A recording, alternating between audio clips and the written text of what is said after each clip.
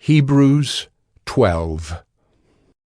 Therefore, since we are surrounded by so great a cloud of witnesses, let us also lay aside every weight and sin which clings so closely, and let us run with endurance the race that is set before us, looking to Jesus, the founder and perfecter of our faith, who for the joy that was set before him endured the cross, despising the shame, and is seated at the right hand of the throne of God. Consider him who endured from sinners such hostility against himself, so that you may not grow weary or faint-hearted. In your struggle against sin you have not yet resisted to the point of shedding your blood. And have you forgotten the exhortation that addresses you as sons? My son, do not regard lightly the discipline of the Lord, nor be weary when reproved by him. For the Lord disciplines the one he loves, and chastises every son whom he receives. It is for discipline that you have to endure. God is treating you as sons. For what son is there whom his father does not discipline? If you are left without discipline, in which all have participated, then you are illegitimate children and not sons. Besides this, we have had earthly fathers who disciplined us, and we respected them. Shall we not much more be subject to the Father of spirits and live? For they disciplined us for a short time, as it seemed best to them, but he disciplines us for our good, that we may share his holiness.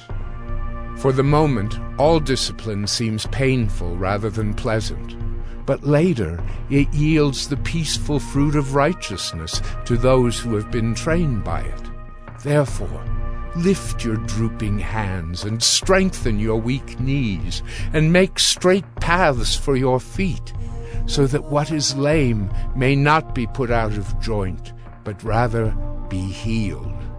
Strive for peace with everyone, and for the holiness without which no one will see the Lord. See to it that no one fails to obtain the grace of God, that no root of bitterness springs up and causes trouble, and by it many become defiled, that no one is sexually immoral or unholy like Esau, who sold his birthright for a single meal. For you know that afterward, when he desired to inherit the blessing, he was rejected, for he found no chance to repent, though he sought it with tears.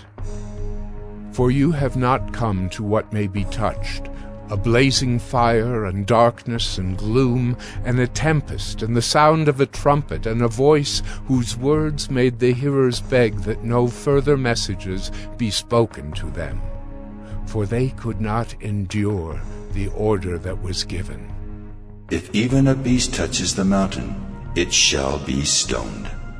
Indeed, so terrifying was the sight that Moses said, I tremble with fear.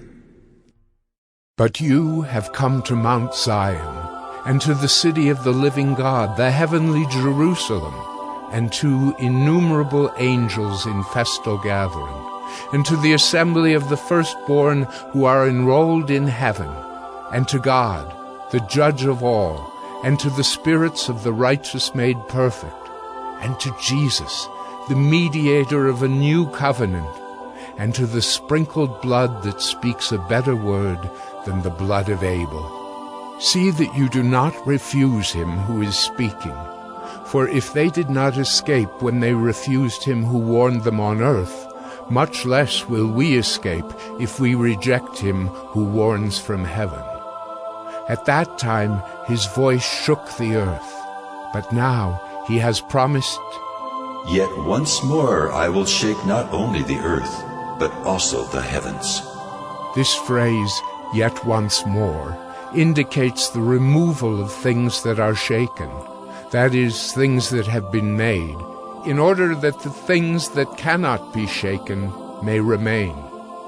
Therefore, let us be grateful for receiving a kingdom that cannot be shaken, And thus let us offer to God acceptable worship with reverence and awe, for our God is a consuming fire.